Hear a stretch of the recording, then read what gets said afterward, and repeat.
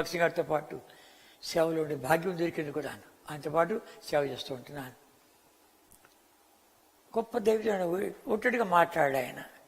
మనం అంతా ఒట్టడిగా నిన్న మాట్లాడిస్తాం, ఒట్టడిగా మాట్లాడు కనుక ఆయన తర్జుమా చేసే శ్లాఘ్యత నాకు కూడా వచ్చింది.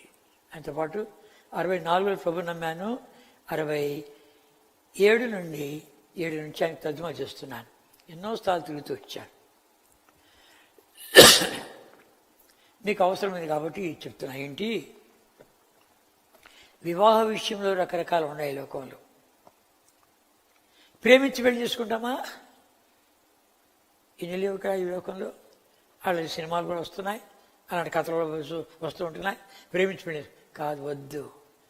పరిశుద్ధాలయంలోకి వచ్చినావు, దేవుని చిత్తమికి ఏర్పాట్లు ఉండు. దేవా, నీ చిత్తమికి ఏర్పాట్లు నేను ఉండాలి అని చెప్పి ఆశిస్తే కనుక ఆయన చిత్తాన్ని ఎరగచ్చు. నీ భవిష్యత్తు కొరకు ఆయన చిత్తాన్ని ఎరగచ్చు. దైవజనుడు భక్తి గారు ఆయనతో పాటు కొంతకాలం ఉన్న తర్వాత ఒకనాడు పిలిచి, నీకు నీ సేవా జీవితం ఫలవర్తిగా ఉండాలంటే నీకు వివాహం అవసరము అని చెప్పి ఏమన్నాడు, ప్రార్థన పనులు ఉన్నారు, వాళ్ళకి చెప్పు, నువ్వు నీ సంగతి చెప్పు, వాళ్ళు చెప్తారు కనుక అన్నాడు ఏమన్నా అంటే కన్నా, ఎవరితో చెప్పొద్దు, ఎవరికి ప్రార్థన చేసుకో, ఏ విషయం తర్వాత నాకు చెప్పు, నీకు సమాధానం ఉందా లేదా అన్నాడు. గుడి అన్నాడు, అంటే నా భార్య పేరు గుడి అంటే గుడ్డిగా ఏమీ లేదు, బాగానే ఉంది. కొంతమంది పేరు పెట్టుకుంటారు. ఎట్లాంటి పేరు పెట్టుకుంటారంటే ఇప్పుడు కొత్త పేర్లు ఏంటంటే హెబ్రీ పేరు అంట, లేకపోతే గ్రీకులోనంట, లాటిన్లోనంట, ఆ పేర్లను తీసుకొచ్చి ఎంత పొడుగు పెడతారు. ఇంత పొడుగు నామకరణం చేసేప్పుడు ఇంత పొడుగు పేరు పెట్టాయా అంటారు. అంటే వాళ్ళ తాత పేరు కలవాలంట, వాళ్ళ అమ్మ పేరు కలవాలంట, వాళ్ళ జేజీ తాత పేరు కలవాలంట, అన్ని కూడా కలిపి ఇంత పొడుగు పేరు పెట్టారు. చివరికి చిట్టి తల్లి ఇవన్నీ ఏమైపోయా, ఈ పేర్లను ఏమైపోయా, పెళ్లి అవుతుంది అప్పుడు ఈ పేర్లను రాసి పక్కన చిట్టి. ఎందుకంటే కనుక ఆ రీతిగా ఆ గుడ్డి అంటే ఆ పేరు అది. ఆమె పేరు ఎలిజబెత్ కూడా, మా ఆవిడ పేరు ఎలిజబెత్. అయితే ఎలిజబెత్ పిల్లలు గుడ్డిని పిలుస్తారు. మ్యారేజ్ కార్డులు ఎలిజబెత్ పక్కన గుడ్డి అని రాశారు. కనుక ఏంటంటే ఇక రకరకాలు ఇవన్నీ ఉన్నాయి కాబట్టి చెప్పాల్సి వస్తుంది. మీరు కూడా దాన్ని ఎరుగుతూ వస్తే బాగుంటుంది. కానీ గమనించామంటే ఇలా ఉన్న భక్తి గారు ఏమన్నారు, గుడి అని చెప్పి కనుక నీవు ప్రార్థన చేయి అని. నా శ్రేయస్సు కోరే వాళ్ళు 2 ఉన్నారు. వాళ్ళకి చెప్పాను, భక్తి గారి రీతిగా చెప్పాడు, పేరు రాయలేదు, చెప్పాడు, నాకు సంబంధం తీసుకొచ్చాడు, ప్రార్థన చేయండి, దేవుని ఏర్పాట్లో ఉండాలని చెప్పి అడిగితే వాళ్ళు ఏం చేశారు, ఉత్తరం రాశాడు. ఒక ఆయన ఉత్తరం రాశాడు, నేను ఇక్కడ ప్రార్థన చేస్తున్నాను, భారంగా ప్రార్థన చేస్తున్నాను అన్నాడు. ఇంకొక ఆయన ఉత్తరం రాసి నేను 2 సూచక్రియలు చేశాను. ఒక సూచక్రియ చేశాను నేను, నాకు కూడా ఇట్లా సంబంధం వచ్చినప్పుడు ఓ సూచక్రియ చేశాను అన్నాడు. అని కొద్ది నేను 2 చేస్తాను, ఏం భయా 2 సూచక్రియ చేస్తాను అని చెప్పి తీర్మానం చేసుకున్నాను. సరే, ఇదంతా జరుగుతుంది. దేవుడు మాట్లాడుతున్నాడు, పక్షంగా పిలుస్తున్నాడు. పిలిచి, తిమోతి ఏమైంది నేను చెప్పింది అని. ఇంకా ప్రార్థన చేస్తున్నాను అన్నాను. అంటే నేను ఒట్టడిగా చెప్పలేదు, నీకు ఆధారాలతో చెప్తున్నా. నీ కొరకు 2 ఏళ్ళు ప్రార్థన చేశా. మన కొరకు ప్రార్థన చేసేవాళ్ళు కావాలి. 2 ఏళ్ళు ప్రార్థన చేశా. అమెరికాలో కూడా నీ కొరకు ప్రార్థన చేశా. ఒట్టడి చెప్పా. With evidences lord has shown this girl for you. ఇప్పుడు ఎవరున్నారు వాళ్ళు చెప్పేవాళ్ళు ఎవరు లేరు, ప్రార్థన ఎవరు లేరు.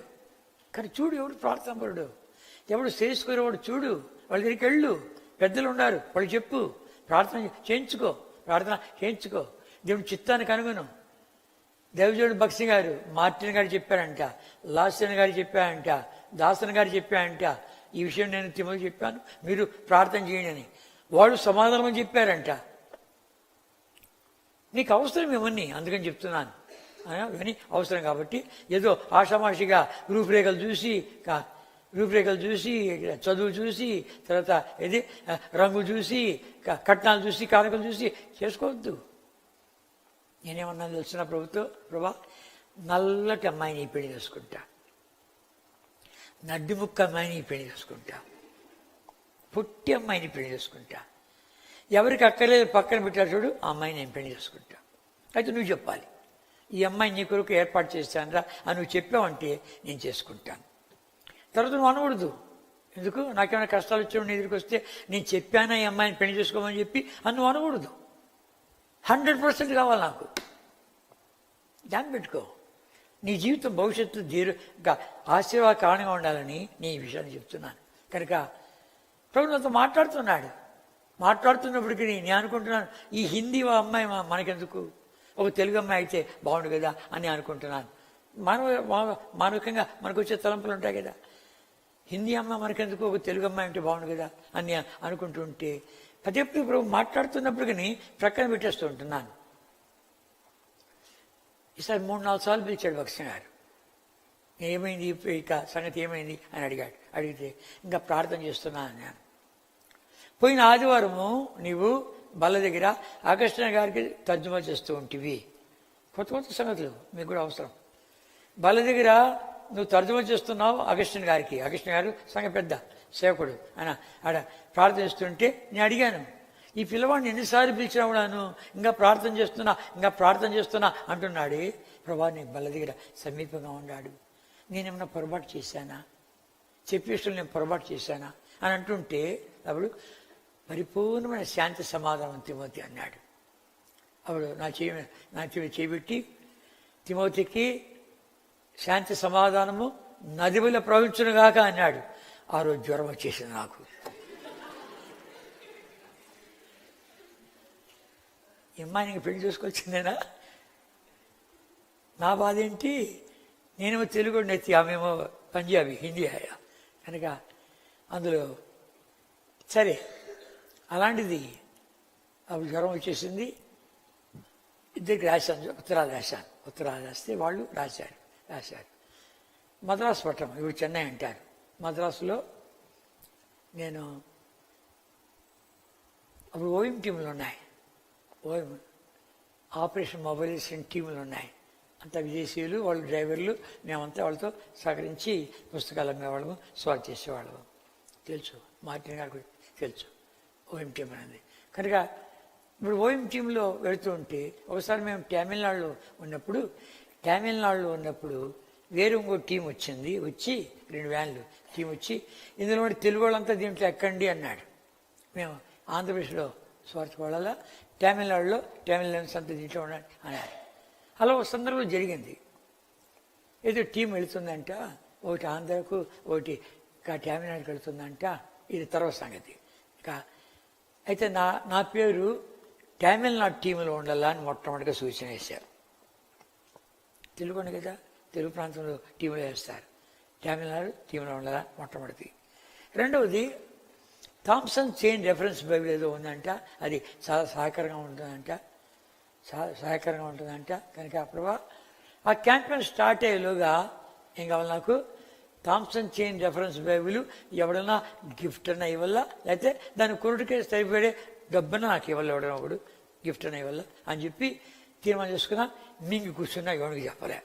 అమ్మా నిద్రపోద్దు, ఎవరైనా నిద్రపోతాను చూడు పక్కలో అట్లా ఊపు పొడిస్తాను, కోపుతారు పడుతుంది, లేపట్లా కాస్త లేపి కొంచెం సరే కుమ్మం కడుక్కొని ఏం పర్వాలే. నాకు కూడా నిద్ర వస్తుంది. మా సేవకుల మీటింగ్లో స్టార్ట్ చేయగానే ఒక 90 నిలబడుకుంటాడు సేవకుడు అని కూర్చొని నిద్ర వస్తుంది అని నిలబడుకొని తిరుగుతా వింటూ ఉంటాడు. నువ్వు ఆ పని చేస్తే మంచిది, ఏమనుకోరు. అందరికీ నిద్ర అలసిపోతూ ఉంటాం కదా. అందులో సెలవులంటే నిద్రే, ఇంకా సెలవులంటే నిద్రే. సరే మనం గమనించామంటే ఈ రీతిగా తమిళనాడు టీంలో ఉండాల. కురియన్ గారు పట్టి తీసుకొచ్చాడు. తమిళనాడు టీంలో ఎవరెవరు ఉన్నారో చెప్పమంటారా అంటే మొట్టమొదటి పేరు నాదే. అరే ఈయన మొట్ట పేరు నాదే, ఆశ్చర్యపోయాను. సరే కానీ ఇంకా ఉంది కదా, రెండోది ఉంది కదా. ఆ తమిళనాడు టీం స్టార్ట్ అయ్యేలోగానే ఏం కావాలి, థామ్సన్ చైన్ అది మనసులో పడేసుకున్నాను. చెన్నైకి వెళ్ళాం, మెడ్రాస్కి వెళ్తే మాది సేలం, కోయంబత్తూర్ ట్రిచ్ నుండి మాది క్యాంపెయిన్ స్టార్ట్ అవుతుంది. మర్చిపోయినా ఇవన్నీ మళ్ళీ జ్ఞాపకం చేసుకోవాలని చెప్పి మీకు చెప్తున్నాను. తిరుచునాపల్లి నుంచి మా క్యాంపెయిన్ స్టార్ట్ అవుతుంది. ఇక్కడ చెన్నైలో మేము స్టార్ట్ చేశాం. నా కొరకే ఆ ప్రభువారు మా బండి బ్రేక్ డౌన్ అయింది. ఇది రిపేర్ కాకపోతే మనం ఈ క్యాంపెయిన్ అంతా నడవలేము అని చెప్పి ఇక ఆ బండిని ఇక సర్వీస్ పంపించి పెద్ద రిపేర్ చేయించారు. నా కొరకే ఆ బాగా జ్ఞాపకం ఉంది. నా కొరకే ఆ రాత్రి ఫ్యామిలీ ప్రేయర్ అదేంటో మామూలుగా జనరల్గా ఫ్యామిలీ ప్రేయర్ ఏమంటారంటే రాత్రి కొత్త నిబంధన, పగలు పాత నిబంధన అలా ఉండేది. అలాంటిది ఈ క్యాంపెయిన్ ఎట్లుందంటే ఎలాగంది తెలియదు, నా కొరకు కావాలి రాత్రి పాత నిబంధన, కొత్త నిబంధన, పగలు కొత్త నిబంధన. ఈ క్యాంపెయిన్లో సువార్తకు ఇవన్నీ ఆలోచిస్తుంటే దేవా నన్ను ఎంతగా ప్రేమించావని అనిపిస్తుంది. కనుక నువ్వు కూడా ఆలోచించాలి, గమనించుకోవాలి, ఎలా చేస్తున్నా నడిపిస్తున్నాను వచ్చుగా. సరే, ఆ రాత్రి భక్సింగాన్ని కలిసాను, చాలామంది వచ్చారు. బ్రేక్ డౌన్ అయింది. మరుసటి వస్తామని చెప్పి వాళ్ళకి టెలిగ్రామ్ ఇచ్చేసాము. కొంచెం బండి రిపేర్లో ఉంది, మరుసటి వస్తామని అయిపోయింది. ఆ రాత్రి పెద్దలతో అంతా మాట్లాడుతూ వచ్చేవాళ్ళది ఫిలిప్ గారు వచ్చి మీటింగ్ తీసుకున్నాడు. ఫ్యామిలీ ప్రేయర్ తీసుకుని మత్తయి సువార్త 8వ అధ్యాయం తీసుకుని అంతా చదివించాడు. 11:30 అవుతా ఉంది. 11:30 అవుతా ఉంటే ఏమన్నాడు, ఒక్క వాక్యం చదవండి ఎవరన్నా తెలుగులో. నేను తెలుగు చదివినాను. అది 26 వచ్చిన మత్తయి సువార్త 8:26. ఎవరో చదవండి, ఎవరో ఒకరు ఇంగ్లీష్లో చదవండి అన్నాడు. ఇంగ్లీష్లో ఎవరు చదివారు, తమిళ్లో ఎవరు చదవండి చాలు, తెలుగులో ఎవరు చదవండి, నేను చదివాను. తెలుగు ఎవరు చదవండి 26, మత్తయి 8:26. అందుకని అల్ప విశ్వాసారా ఎందుకు భయపడుతున్నారని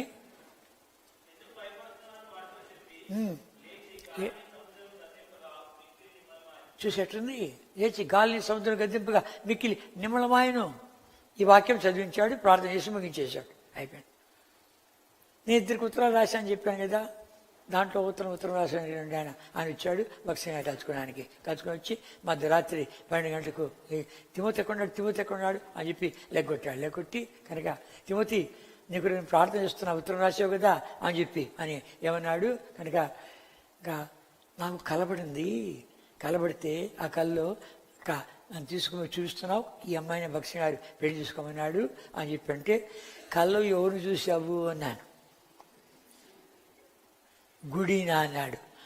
నీకెవడు చెప్పాడు లేదు, నాకు ఎవడు చెప్పలే, ఇట్లయింది. నాకు ట్రైన్ టైం అయిపోతాను గబా ప్రార్థన చేసి వెళ్ళిపోయాడు. ఇంకా చూసుకో కలవరం నాకు. 2 గంటల వరకు మధ్యరాత్రి 12కు ఆయన వెళ్ళిపోయాడు ట్రైన్ కని. 2 గంటల వరకు కలవరం. 2 గంటల వరకు కలవరం అంటే 2 గంటలప్పుడు ప్రభా అమ్మాయి పెళ్లి చేసుకొచ్చిందనా, నువ్వు మాట్లాడుతున్నావు, ఇది చూపిస్తున్నావు అని చెప్పి చేసుకొచ్చిందనా అని అంటుంటే ఏం జరిగింది కనుక, పిచ్చోడా నీకు వచ్చే తుఫాన్లన్నీ గద్దించావని నేను కదరా. తుఫాన్లు కొట్టుకుపోతున్నా నా యొక్క నావలో ప్రభు నిలబడి ఆగు, నిశ్శబ్దమే ఊరుకో అన్నాడు. అంతే. ఎంత నెమ్మది వచ్చిందంటే, ప్రభా నిజమే, నాకు వచ్చే తుఫాన్లన్నీ గద్దించేవాడు నీవే. సరే ప్రభా అంగీకరిస్తాం. ట్రిచ్కి వెళ్ళాం. మరుసటి రోజు ఫ్యామిలీ ప్రేయర్ చెన్నైలోనే, మరుసటి ఫ్యామిలీ ప్రేయర్. అది లూకాసు వార్త ప్రభు యొక్క సోదరుల గురించి భక్సింగ్ గారు మాట్లాడుతుంటే కొంతమందితో ప్రభు మాట్లాడుతున్నప్పటికీ ఇంకా శోధిస్తుంటారు ప్రభును. అంటే నేనే దానికి నన్ను గుడిపెట్టుగా మాట్లాడుతుంది కనుక ఇంకా శోధిస్తున్నారు అన్నాడు. మళ్ళా నేను పోయి నా భాగాన్ని చదువుకున్నాను. ప్రభా ఇదే నిన్న రాత్రి ఈ మాట చెప్పేశాను. 26వ కీర్తన 26వ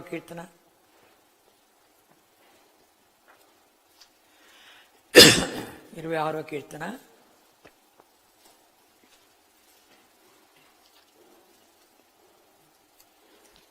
ఆ భాగం చదువుతూ ఉంటే అన్నాడు, మొదటి వచ్చాను, యెహోవా నేను యథార్థవంతుడనే ప్రవర్తించున్నాను, నాకు తీర్పు తెచ్చుము. ఏమీ సందేహపడకుండా యెహోవా యందు నేను నమ్మికుంచున్నాను. దావీదు అంటున్నాడు రా, నువ్వు ఇంకా సందేహిస్తున్నావా? ఇంకా సందేహిస్తున్నావా? ప్రపోజల్కు వెళ్ళి చదువుతున్నాడు. యెషయా 28వ అధ్యాయం. ఈరోజు నా భాగం ఇది డైలీ పోర్షన్ 28 అధ్యాయం. ఈ అధ్యాయంలో నాకు రావాల్సిందంతా ఇచ్చాడు ప్రభు. నాకు కావాల్సిందా ఇచ్చాడు. నేను అడిగాను, ప్రభా తిమోతి సంగతి ఏంటి అని అడిగాను. లాస్ట్ వచ్చిన నీ కొరికే ఇంగ్లీష్ చదవని బాగుంది.